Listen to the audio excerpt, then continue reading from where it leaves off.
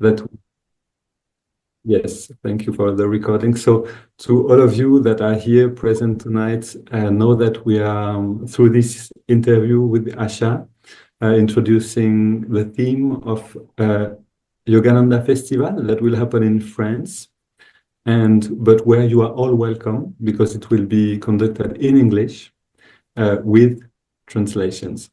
And so Asha will not be there in person, but is through this interview tonight helping us go into the theme, dive into it. The theme being the tools of Dwapara Yuga. So before we go forward with question and answers, so just to give you a picture of what's going to happen tonight, we'll pray and meditate together, and we'll be together in this meditation, and then from that I will ask some main questions to Asha. I'll also present her a little before I start, for those who might not know her or who will find this video on YouTube afterwards. Then ask her some questions, and then at the end of it, you will be welcome also to ask your questions. So please, if you feel some questions are coming to your mind, write them down and be courageous at the end to ask your questions. God is working through his children, and so if you feel a call to ask a question, and that can be a good question for all of us, please write it down and be sure to ask it at the end. Now we'll begin with a short prayer. If you wish to pray for us, Asha, it will be delightful to hear and to pray with you, and then I will guide into a meditation. Okay.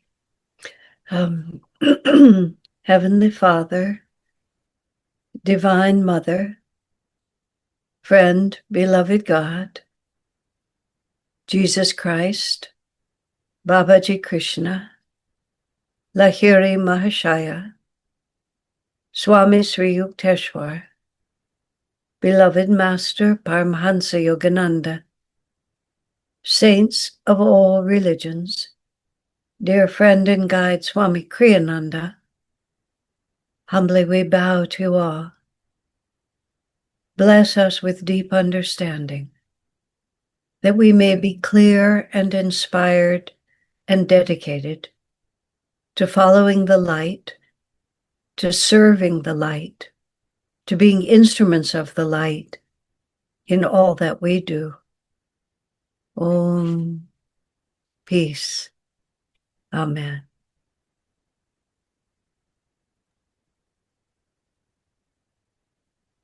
Now, let us go deep inside. We'll have 10 minutes. And welcome to keep this quality of consciousness for receiving the teachings and the wisdom that is coming now. So again, Genevieve, welcome to bring Asha forth if you can, and just a few words to introduce our dearest friend.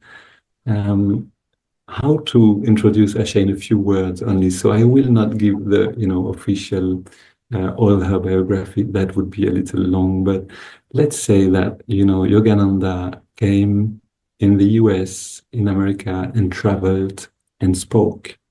And he's inspired millions of people to go to the spiritual path. Then Yogananda has a disciple, Swami Kriyananda, that did the same. He traveled in the world and he spoke, and he inspired millions of people to the spiritual path. And Asha Nayaswami is doing the same. So many people know Asha without knowing that she's a part of Ananda, for example. She's known for her YouTube channel. You will find a treasure of talks on this YouTube channel. Many people, their lives have been changed through hearing these talks regularly. I actually know some a person personally, some people, a person that took the train to go to her office, and she said, okay, while I'm going there, I have to find something interesting to do. She found the teachings of Asha, and her life switched from that to a spiritual way. And we have been spending 2 years listening to Asha's talks every lunch. So there is a treasure there. You know that for many of you who are online with us now. For those who don't and who are watching this video on YouTube, I highly recommend to go and see this YouTube channel. Now, today's topic, we are entering. So this is what Yogananda's guru explained to us in the book, The Holy Science. So his name is Sri Yukteswar. So Sri Yukteswar, the guru of Yogananda, is telling in his book that the world has now shifted, has now entered in a new era. And with this new era comes a new consciousness. And with this new consciousness, which happens in the beginning of the 1900s, with this new consciousness comes new discoveries on the technological, on the scientific plane. So we have many inventions, scientists discover so many things. Now we have the AI, IA, one or the other. And so many things happen. But, this new consciousness also brings new potential for spiritual seekers. So my first question to Asha today is, to you, Asha, is, we can see all these discoveries, these scientific things happening. What does this new consciousness mean for us, spiritual seekers? Okay, very perfect question. The fundamental shift that is the mark of the age we've been in and the age we're moving to. The age we were in before was called Kali Yuga. The age we're in now is Dwapara. Kali means dark. Dwapara means second. It's not a very deep meaning. The next age is Treta, which means third. And the fourth age is Satya, which means truth, which has a greater meaning. These experiences are not a random act of God's will, these changes on the planet. It's actually a factor of astronomy. There is a grand center of the galaxy. Our solar system moves in an elliptical orbit that moves us closer and farther away from that center. As this planet and its whole galaxy gets closer to the center, more dynamic energy comes to the planet, and more there's the potential for greater enlightenment. As the orbit, the maximum closest point to the center is the Satya Yuga, and then we begin to orbit away, and then the planet declines again, which is why you have these mysteries like the pyramids and the statues on Easter Island or Stonehenge. You have these sort of vaguely known, we perceive these as representing some higher reality, but we can't understand how we did it, how it was done. So as we descend, we lose knowledge. As the planet rises again, we gain knowledge. Now, bear in mind one thing to understand. What is going on the planet does not define individual consciousness.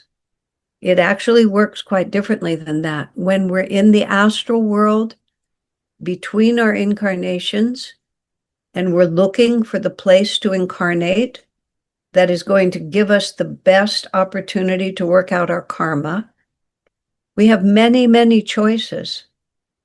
And so we choose. When Kriyananda asked Master, do we always come back to the same planet? Master actually laughed. He said, no, you have countless choices. And you go to that planet which has the right context for you to learn what you need to learn. Now, this doesn't mean that if you're an advanced person, you go to a planet with a high level of consciousness. You go where you can serve and where you can learn.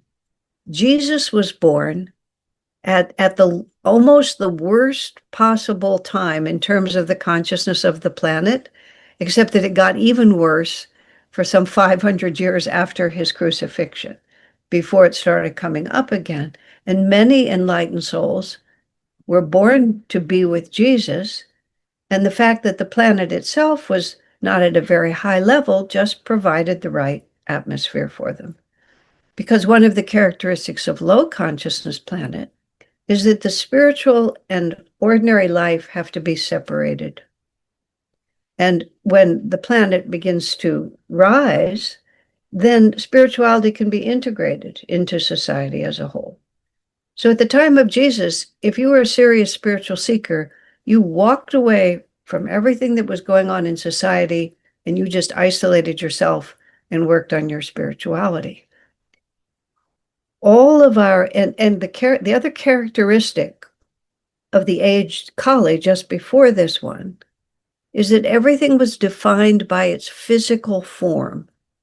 So if you were a serious spiritual person, you became a monk, or you became a nun, or you became a sannyasi. You had a way of living that you could see, and that defined you as spiritual. And the way spirituality itself was presented was very systematic and very form-oriented.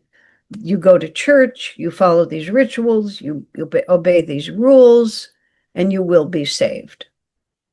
Now, form, we are understanding from science that which all seems separate is not really separate at all. It's just energy vibrating on different wavelengths that creates the appearance of separation. But saints and masters have always seen that behind that separation, there is the presence of God and there is divine unity. What happens when the planet itself becomes more enlightened is that we begin to understand the illusion of that separateness is an illusion, that matter itself is an illusion, that the guiding force in the universe, in creation, is actually energy. And every scientific discovery that it's not every scientific invention, application that has been discovered, it's all about energy, isn't it? You know, the mechanical devices are made smaller and smaller. The whole internet is based on an understanding of this connected energy throughout the universe. Interestingly, that was always there. It wasn't invented. It was merely noticed. It was always there. In Romania, oil bubbled out of the ground for generations, but nobody could figure out what to do with it. And then people began to awaken and they began to realize there was energy contained in that oil. And then the whole fossil fuel system started. And now we're understanding nuclear energy, electrical energy, but it's all about energy. So how that affects us spiritually is in the age of Kali, that's now over. It ended in 1700 and it began to die in 1700, and really it was over in 1900, is that we can no longer define our spiritual life by what it looks like. We can no longer just go to church, be a member of this, call yourself a Hindu or a Jew or whatever you want to call yourself, and have that be it, have it be settled between you and God. You just get the right label, you get the right costume, you get the right rituals, you get the right habits, the right haircut, whatever it might be. And then all of a sudden it's settled because you look right. What we're dealing with now is that it's really about consciousness. It's really about energy. And it's not what you appear to be, it's what you actually are vibrating within yourself. And this is why Yogananda brought Kriya Yoga. Kriya literally just means action. It's a particular kind of action, a particular way of understanding your inner energy, a way of using your breath to access that energy, plus a whole understanding of the nature of life, including what I'm talking about now. But what it defines is the only way, and this was Yogananda's own words, the only place God can be experienced, he said, is the human nervous system, which is to say, it's not the temple, it's not the church, it's not the cave, it's not the country. We carry it inside of ourselves. He called it a portable paradise. Jesus, even in the depths of Kali Yuga, said exactly the same thing. Seek ye first the kingdom of God. And then they said, where is the kingdom of God? And he said, within. So it was exactly the same teaching. He phrased it a little differently, but Master said he taught his disciples Kriya because even if it is not mass known, it's always been true that spirituality is a matter of individual consciousness. So what this also takes away is the capacity of the institution to determine whether you're saved or damned. It takes away the requirement that there has to be some priest between you and salvation, and that priest has to do his rituals for you. My Indian friend told me that there's a whole profession in India of pujaris, of priests, and they're the only ones who know the rituals, and the rituals are required. And if you want to have something done, you hire a priest to do the ritual for you, and that's what will work out your karma and save you from suffering. My friend put it that Hinduism is the only religion you pay someone else to practice for you. But it's not that the rituals are without power. It's that the whole concept is over. In darker ages, you had to have other people help you because that information, that understanding was not so accessible. Now, what Yogananda's revolution has been very simple. He's put your individual spiritual well-being in the only hands that can really take it, which is our own. So quite apart from how you specifically apply that, the first thing to understand is that it's up to me. That's all. It's just up to me. And how my life unfolds spiritually or otherwise entirely depends on my own actions, my own thoughts, my own feelings. And that's extraordinarily liberating.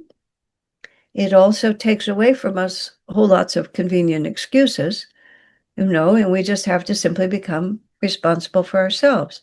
This is also a characteristic of Dwapara is a time of individual responsibility, that we can't just pass it off to society or to institutions.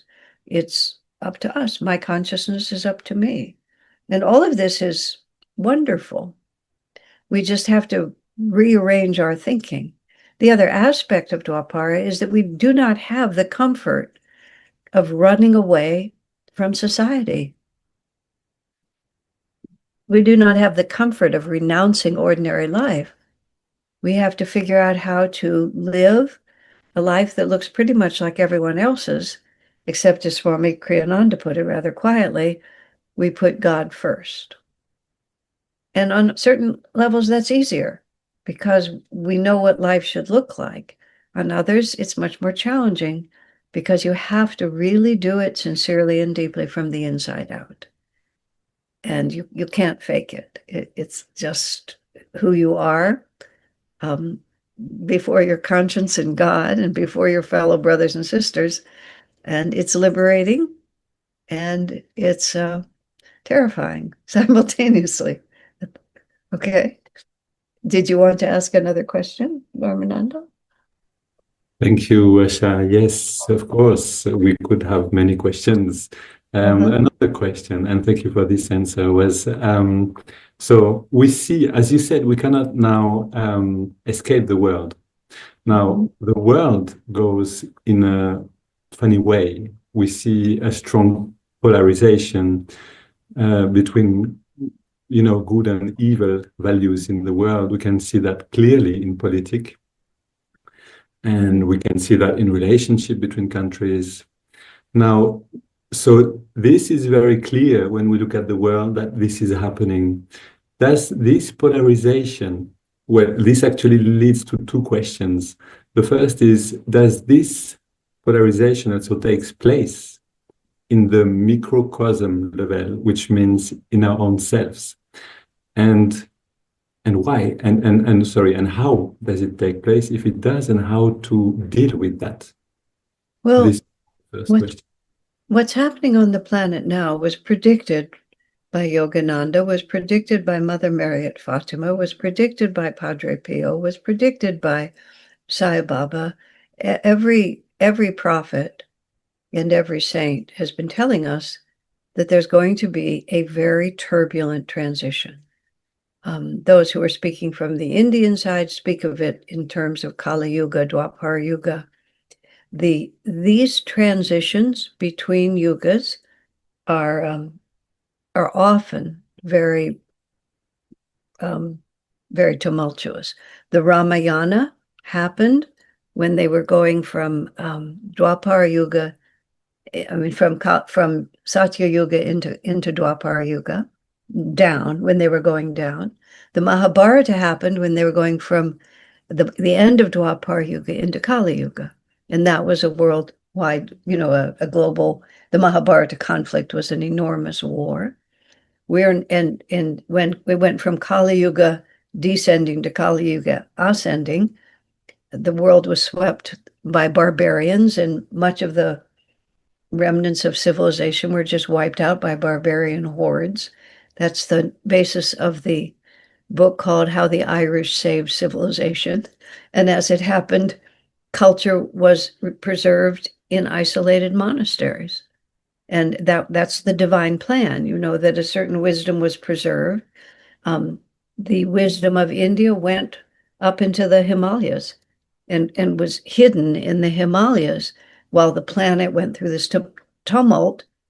Now, bear in mind, the people who were on the planet at that time incarnated specifically because that was the right environment for them. And they weren't all low consciousness people. Of course, many of them were highly evolved, and they were there to help. They were there to keep the light alive.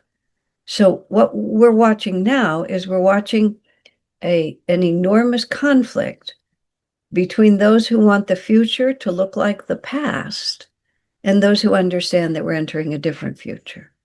Because those who want the future to look like the past, they're very much against immigration. They do not want a blending of cultures. They do not want a blending of races. They definitely want to hold on to the rightness and the rigidity of whatever religions they're holding on to. And in every place you see it. In India, there's this tremendous movement toward orthodoxy in Hinduism, and you also have the fight between the Hindus and the Muslims, which is going on for a long time. In the US, you have this tremendous return to white Christianity, and it's a fight where women are supposed to be staying home and making babies, and men are in charge. And it's not really even about men and women, or about Hindus and Muslims, or about Christians and everybody else. It's just rigid form that stays separate and stays in its place. Now, in a transition like this one, where the Kali Yuga to Dwapara, there's a lot that gets destroyed because all these forms have to be destroyed. A great deal of this sort of over materialistic, everything is big, everything is expensive, everything is heavy, everything is square edged and harsh. This is not Dwapara. This is not the flow of energy that's coming. So there's just on a cosmic level, there's a huge fight.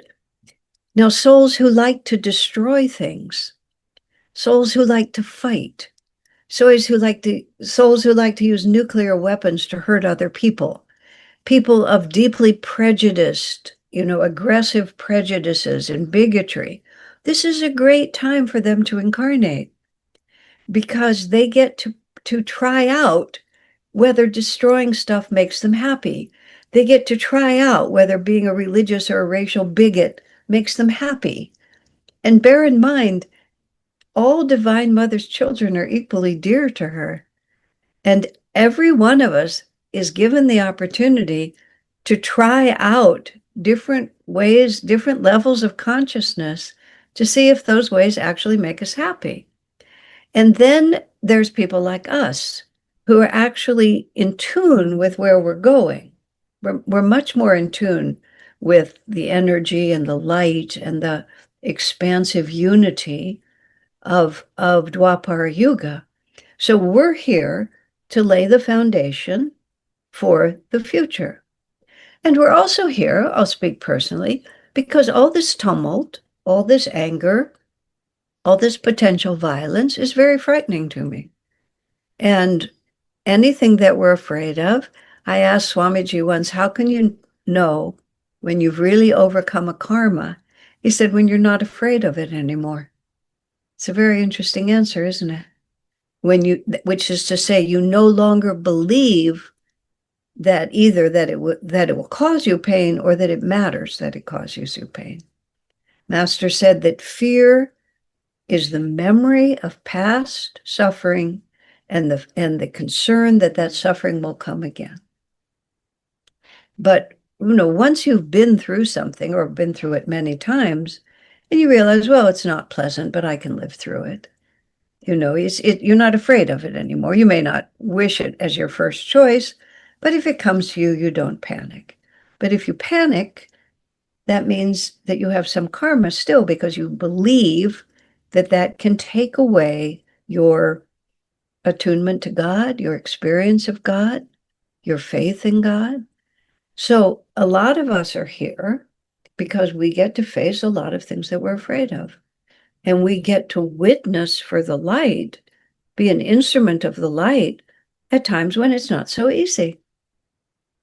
It's no great victory to be cheerful and kind when everything goes your way. It's no great victory to say you believe in God when nothing happens, outside of what you would want to happen anyway. So this is a magnificent time to be incarnated in all of the, death and return or past life memory or pre-birth memories that people are presenting all the time. Everyone says, oh, this is such an opportunity. I'm so glad to be here. Because in this polarization, we have to really stand up for what we believe in. Swamiji put it that he said society as a whole is usually shaped like a cigar, which is it's kind of small at both ends and it's really fat in the middle.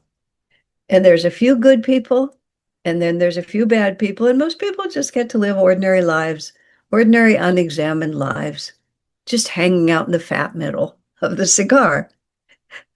At times like this, it gets thinner and thinner in the middle. And there's a tremendous force, a shadow force over here blocking the light. And there's a lot of energy on this side expressing the light. And the place in the middle is not as accessible as it used to be before. And that doesn't mean you have to take sides politically, but it means you have to pay attention to your consciousness. And we also have to understand that the power of thought and the power of divine light is much greater than mere material force. But the power of the divine expresses itself more slowly. A nuclear explosion can wipe out a country in a very short period of time. It wipe out a city, wipe out hundreds of thousands of people. A transformation of consciousness is going to grow much more slowly. And we will not really live to see the fruits of Master's incarnation. Master is said to be the avatar of Dwapara Yuga. Swamiji has said that in Dwapara Yuga, the teachings of self-realization will be the defining reality of the globe. Not necessarily that Master Yogananda will be honored as the founder, but the teachings, the idea that the divine is within us, that we experience God through our own efforts, that institutions are not the answer, that individual self-expression is the way to happiness and fulfillment. All of those are the tenets of self-realization that are beginning to be absorbed in one way or another, but it's not going to go down without a fight. And so what that means for us, courage, faith, and loyalty to what we know is true. The courage to be faithful to what we know is true, even if we become a minority, even if the world seems to be falling apart around us. How can I serve? How can I be in God? How can I have faith? And that doesn't mean I will always be nice, but that does mean that I will always stand for the truth, whatever that may ask of us. So it's not a time when you can be casual about your spiritual life, because everything's, there were centuries where you just go to church every Sunday and you never had to think about it. You just got the pujari to do your rituals. You never had to think about it. It's not going to be tidy like that. It already isn't. And we also, during this time, we have to be very, very attentive to our consciousness. I mean, I speak especially for myself, but I'm older and I've been at this for a long time. And I've lived within Ananda ever since I was 24 years old. But the culture out there is fantastically out of tune with really higher truth. And it's not like we can just sort of listen to the music and watch the television and watch the news and read the books and read the newspapers and still hold on to what we know is of value, because it's not supported hardly by anything. And this is why community, whether in physical form or at least connected, brothers and sisters connected like this, we really need each other. And this is why Master put out such a strong thought of the need for communities, because this is a world that's very incompatible with the ideals we're trying to live by. And it's going to be hard to hold on to what we believe unless we have the support of one another. So that's also a vital part of moving forward through this era. But above all, we should be very optimistic. In Autobiography of a Yogi, in the English version of the original autobiography on page 293, it says, Jesus and Babaji are really concerned about what's going on. This racial hatred, religious bigotry, suicidal wars, the boomerang effect of excessive materialism. These are the problems that Jesus and Babaji are concerned about. But they plan the spiritual salvation of this age. And it is the universal spread of the techniques of meditation, of the self-realization teachings and the techniques of Kriya Yoga. And that's us, basically. And I say this to myself as a mantra. Jesus and Babaji have it all worked out. I don't have to be afraid. I just can sort of get on their team, do my little bit, and just trust that Jesus and Babaji have it worked out. But that doesn't mean it's going to be worked out effortlessly. So, back in the 1980s, Swami traveled around the United States and he gave classes, and it was called Building Spiritual Power Against Troubled Times. And he just pleaded with people to become anchored in the quest for God, as deeply as you possibly can, because you're going to need that strength. Now, that was now 40 years ago, but he made it feel like the world was going to blow up tomorrow, because in 1952, Master spoke as if the world was going to blow up tomorrow. That's 75 years ago. That's a whole generation has passed. But now you don't have to be a saint or a prophet. You can see it all around you. You just have to glance at the headlines and you see there are just crazy people on this planet who are out of their minds. That's the only words you can use it. But they're just grabbing territory and killing people and taking power. And those are Master's mother's rowdy children, and she's just getting a chance. They're getting a chance. And on our side, we're building the future. And we don't want to be all arrogant about it, but we are the solution. There is no solution except a change in human consciousness. And the last part of it, which is really interesting, Master said those who love God will be protected. And Swami himself said, I don't know at what level that means. What does that mean, protected? Because everyone will die. It didn't say that those who love God will be made immortal in their human bodies. He said they'll be protected. Devi gave a beautiful interpretation to that. She said that we'll be protected because we'll never lose faith. And if you really think about it, if you never lose faith, that doesn't mean that you don't have hard times, but that means that you always know that behind this, Divine Mother is there. And on the other side of it is Divine Mother's loving embrace. And in the end, in the beginning, in the middle as well, but in the end, that's really all that matters. Circumstances do not define us. The only thing that defines us is our consciousness.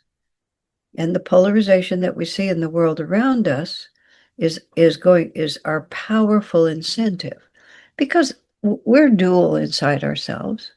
You know, whatever level you're working on, there's always a part of you that wants to go back, and then there's a part of you that wants to go forward.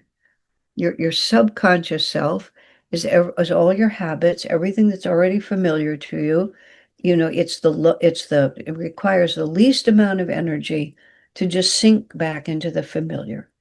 And on the other side, the superconscious is calling us to grow, to be courageous, to be bigger, to enter new realities, to surrender the familiar for the unknown. And the conscious mind, us, it's just a battleground. And certainly I know for myself, it's a constant battleground. Do I get out of bed immediately and meditate, or do I just lie here for a few more minutes? You know, after I finish my breakfast, do I open my novel again, or do I go immediately to work? You know, when I look at the emails that I have to answer, do I actually deal with the hard ones, or do I just look for the easy ones and then, see, all my time has passed? I mean, every day. That's what we're always doing. And it's just, that's the spiritual path, the constant capacity to respond to the superconscious call and just put out a little more energy, just a little more energy, a little more courage. And the more extreme it gets in the world around us, the more important it is for us to have developed the capacity to move toward the light, for our own salvation and for the sake of what we can give. So we just may not have the leisure to think otherwise. We still do. I mean, at least where I live, I know many parts of the world, and some of you are in those parts, are much more precarious. But I'm still living as I've always lived. I mean, I'm watching whatever it is, 200 years of democracy be dismantled in a matter of months.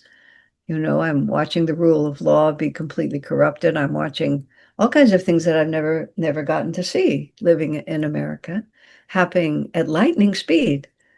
But nonetheless, today I have my refrigerators full and my world is peaceful. Will it always be that way? I don't know. We'll have to see, won't we? All of us.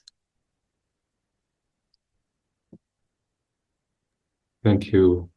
Thank you very much, Asha, for these answers. Actually, you did answer some questions that I was going to ask you, you know, as what should we do if we cannot hide? But you already, you know, told I think the essence of what we can do. And so I think we can meditate on these words.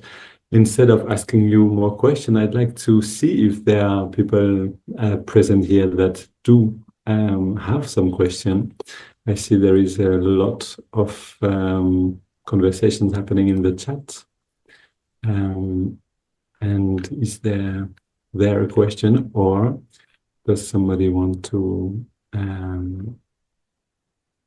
just, you know, turn the mic on and ask a question directly? This is possible also.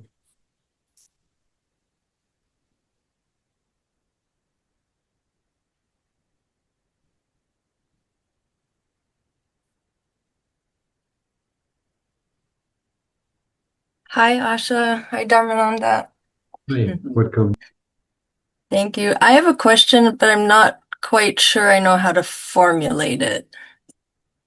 So Master Asha, as you said, Master talks about how the place that we can know God is within the human nervous system. So I'm wondering to what extent the material and the physical body has an impact or an influence on our consciousness. Well, very few of us are immune to physical influences. In fact, Swami made the comment once that you think you're having some big karmic experience, and really it's just something physical that's wrong with you. I mean, which is also karma.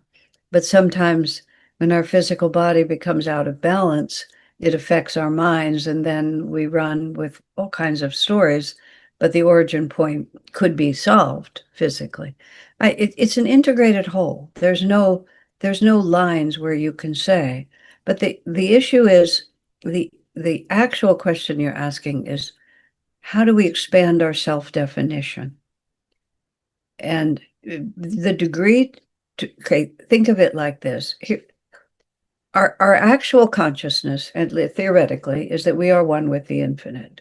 We are ever loved by the divine, that all the power of the universe is within me. I mean, Master has all these wonderful prayers and affirmations in which we say that. But whenever any of us, I dare say, uses the pronoun I, we're really talking about this face, this name, this body, this age, this culture, this language. That's just what we think of. There's a very interesting story told about Corrie ten Boom, who was the Dutch Christian who hid Nazis in their house with her father and her sister during the time when the Jews were really threatened. And they had to practice the possibility of there being a raid on their house, and the raids would tend to come in the middle of the night. And they had to practice. And she was a very sound sleeper and woke up very slowly. So at nighttime, all of the visitors, the people they were hiding, they had a secret room, and they all went into that secret room at night, and that's where they slept. And that secret room was right on the other side of the wall from where Corrie slept. And so they practiced a drill, and her nephew would just wake her up from a dead sleep, shouting at her, where are the Jews? Where are the Jews? And she would first wake up and say on the other side of the wall, because it was just like she couldn't pull herself out of her normal reality enough to be able to say that. And then gradually she trained herself that she would say, what are you talking about? I'm just a spinster woman fixing clocks here in this house. You're crazy. And so she trained herself to immediately identify with what she needed to identify with. So I think of us as we live a great deal in the subconscious, but, we need to retrain ourselves so that when somebody says, who are you? You will really answer as to who you actually are. And I've watched it in myself in certain ways that on some occasions when I'm startled, I answer from a very expansive place. And on other occasions, I'm driving down the freeway and somebody looks like, they're coming too close to me. And I panic because I think my body's going to be smashed, just like that. Friends of mine have told me, one man saying he was in a near crash. And as soon as he thought his car was going to crash, he started saying, Om Guru, Om Guru, Om Guru. I thought that's wonderful, because in the same circumstance, I just began to scream because my identification was with my physical body. And if my physical body was going to be hurt, I did not think first about the guru. I thought first about whether my physical body was going to be hurt. So what we really need to be doing is we need to constantly be reaffirming and answering the question, who am I? Who am I really? And that's not something you do all at once. It's like in every circumstance. Master says something somewhere about what a great sign it is when you can spend as generously for others as you spend for yourself. If you have $500 and there's something you want to buy, do you buy it for yourself or do you buy it for someone else because it'll make me happier if I buy it for myself when I'm just as happy if I buy it for them? When I'm just as happy in other people's successes, I feel them as joyously as I feel my own. When other people behave in a bad way, even a way that hurts me, do I first think of I'm hurt, or do I think with compassion about the unfortunately ignorant thing they've done and the suffering they're going to endure? And all of this is gradually undermining that sense of I, which is deeply connected to the physical body. When the physical body is in pain, do I completely fall into the reality that my body is in pain? Or is it that my body's in pain and my reality is not really touched? If my body is going to die, do I think that I am going to die? If somebody that I love betrays me, is this the end of the world for me, or do I know that there's a bigger reality? All of it is step by step, and you can't just call it physical or spiritual or anything like that. It's who am I? And who am I when I'm woken up out of a deep sleep and I don't have time to put on my spiritual body, my spiritual personality? Who do I really think I am? I'm going to proudly tell you a story about myself. When Ananda was sued in a most dishonest way by this woman who accused us of being an abusive cult, and because we had a bad lawyer, we hired the wrong lawyer, and we had a bad judge, she won. She won lots of money from us. And it was very interesting that when the verdict was announced in the courtroom, and the verdict went against us, we were anticipating that it would, but still, there it was. My first thought was, oh, that poor woman. I mean, I didn't think first about us at all. I thought, oh, that poor woman. Not only has she lied and turned against people who tried to help her, which was bad enough in itself, but now she's won. And because she's won, the delusion of this and the karma of this is just going to go on and on and on with her. It's going to get much worse before it ever turns around. And then, immediately after, I was so proud of myself because instead of thinking about me and us and how unfair it was, my first thought was compassion. I thought, good girl, me, good girl, Asha. But it was very vivid to me because I didn't expect to respond that way. If you'd asked me, I would have said I wouldn't have done it. But I was woken up from a deep sleep, and my first response was concern for someone else. I consider that to be a real victory. That's what we're really trying to do. And everything else follows from that. Okay? Yeah. That's why Jesus said, somebody strikes you on the right cheek, turn to him the other as well. It's not so that you can be beaten on both sides. It's just so that you'll automatically think in terms of how can I help, what can I give, instead of protecting me, because that means that the concept of me has begun to shift, and that's spiritual growth.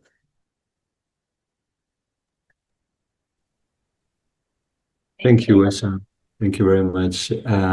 If you still have time for one more question, we'll be happy to ask one. If someone has a question, welcome, and if not, I would ask it. But let's see if someone has noted something to ask. Speak now or remain silent forever. Okay.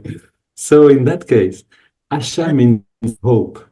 Yes. And we need hope on the spiritual path, but we need also hope when things get difficult. What is, what words of hope could you give us in, as you said, now the fridge is full and life is still peaceful for many of us, when it's true in the politic and many things, in the world are going crazy in other parts of the world. But now let's say the fridge is no more full. and Right. things are going, difficult in our direct environment. And maybe as it happened to you, on the highway, this car comes a little near, and you have this identification with the body and the suffering potential there. What could you tell us when maybe things are going wrong and we're still identified with this picture show, Yeah. with the cosmic Well, movie? every time I throw away the top of the carrot or the slightly less fresh piece of the apple, honestly, I always think, how much longer am I going to be able to just be so picky about what I eat? What's good. I mean, it's always in my mind. I don't know if that's wholesome or not, but that's always how I feel. I don't boil the carrot top. I do just put it in the compost still. But nonetheless, okay, it's in a moment when things get when the pressure begins to build, we still respond according to habit. And so if we have trained ourselves in all circumstances, when it's easier, to always turn toward Divine Mother, to always say, God, what would you have me do? So that the habit of mind is there, that I'm trying to do God's will. Not that I'm always successful, but it is my intention. Divine Mother actually doesn't need us to be really great at hearing her voice. She just needs us to keep trying, because it's not possible to separate ourselves from our habits and our preferences and our fears. It's unrealistic to think we won't be influenced by them. But we keep sincerely trying to act according to inner guidance, so that muscle is that doorway of response is wide open, and it's not a foreign trail to us. Haridas, who's our now he's back in California, but for 20 years he was in Bangalore, and he was very good at putting the spiritual path into simple ideas. Many, many years ago, he created something he called Spy Dog, which in English, it was an acronym, and the English letters made solving problems in direction of God. And so he would always recommend that we practice Spy Dog. Okay, so that's in every circumstance. Somebody speaks unkindly to you. Do you just fester and think about how mean they are and get your revenge planned and tell everyone else how awful they behaved? Or do you try to solve the problem by elevating your consciousness, by having compassion? They would not speak so unkindly if they weren't unhappy themselves. What can I do that will be helpful in response? That doesn't mean you're always nice, and doesn't mean you let people bully you. Sometimes the most helpful thing you can say is, how dare you speak to me like that? I'm never going to speak to you again. Sometimes a stern response is required, but it's always because I'm thinking about moving upward toward the divine, to be more in tune with the light. I mean, it's important to understand that power is also an aspect of the divine. Master said, even in higher ages, we need an international police force, because there will always be bullies who need to be contained. So it's not like you're always just gentle, sweet, and mild, let everyone walk over you. Jesus picked up the whip and drove the money changers out of the temple. And he didn't sweetly ask them to leave. He upset their tables and drove them out of the temple. But he did it because he knew that was the most helpful and righteous thing to do. So we need to always be asking ourselves, what is the most helpful? And helpful includes what's right for me. Because sometimes the right, most helpful thing is for you to stand up for yourself. But you're always doing it because you're solving your problem in the direction of God.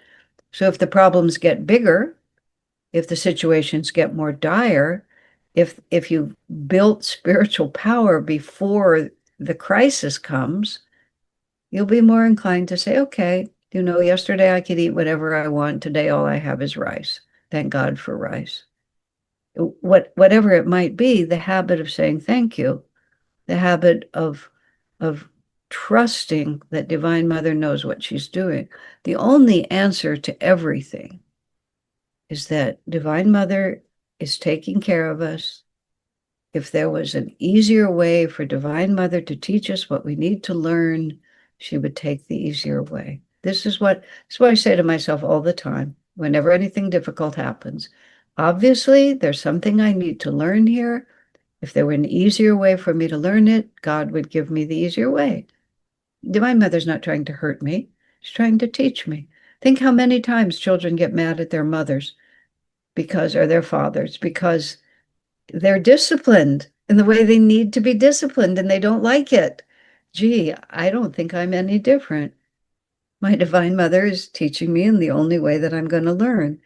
And if that turns out to be really rough, if I've practiced when it was easier, understanding that Divine Mother is helping me, then I'm less likely to panic if that help gets really difficult. That's why Swami in the 1980s was saying, build spiritual power now. Don't wait.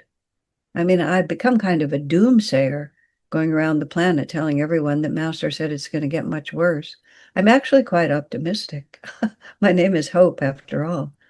But hope, I only recently occurred to me that hope is a synonym for God.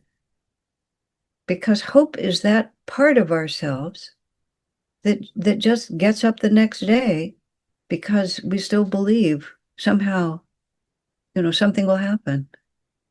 And something always does happen. Sometimes it's worse what happens, but something always happens, But Divine Mother never forgets us. Train yourself, practice realizing that Divine Mother is always with you. And that's what will carry you through. There's nothing else that will really carry you through except faith in God. Cultivate faith in God in every circumstance that you can so that that muscle will be developed as the challenges get more difficult. And the challenges also get less difficult because the more you're on the path, the happier you get and the less you care. It's like, sure, this is what's happening. And in a few years, we'll be dead anyway. And when we die, what difference does it make? I mean, it's just like we've had thousands of incarnations, and some of them were easy and some of them were hard. And all of them didn't matter at all. The only thing that mattered is who we became through it. And when that's what it is. You become who you are. The lasting you is your consciousness. So sure, circumstances are the gymnasium that we live in. And sometimes the weights are heavy and sometimes the weights are light. But what we're building always is our consciousness.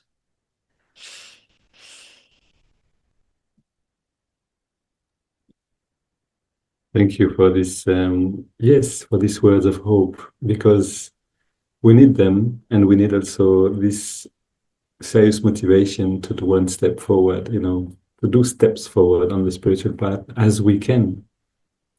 Also, just let me say one more thing, just to be positive. We're doing a great work here, friends, all of us, every one of us, because we are the future. And we are what people are looking, and we are the solution. So who cares what the problem is? We're the solution, which is loving God, trusting Master, learning to live from the inside, compassion, joy, sharing, universality. We are Jesus and Babaji's solution. They're solving the problem, and we're it, friends.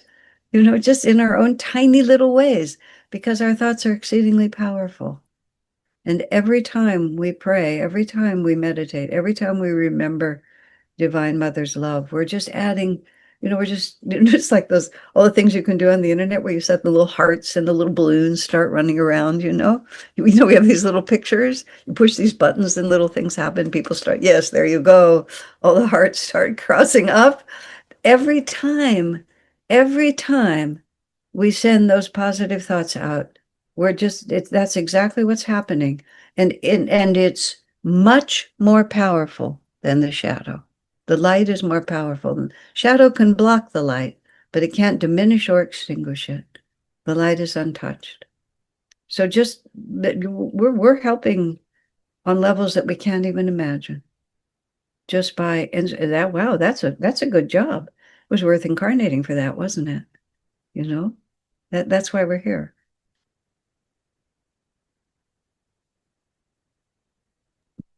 Thanks again. Thanks again, Asha. We are ending with these beautiful words, and I just, I just saw the translators speaking with hands and doing all their work. So thank you very much to the translation too, so that everybody can access to these thoughts and to these. I love those hearts going by. That's great. Let's keep that one in mind. Every time we do a kind thing, just see all those little hearts just sailing out, taking over the planet. Yes, yes, yes. Yes, exactly, exactly. And if you wish, now so many hearts are coming out. All right. Let Okay. us, if you wish, end with some ohms, just sending this light that we gather together here into the world. And, also for these times that might come, might or not, we don't know, but for these difficulties that maybe comes ahead of us. And so that we have this power, the hope, and the right attitude toward them. Thank you again, Asha. My joy. Very We'll happy. see you again, and we'll keep in touch. Okay.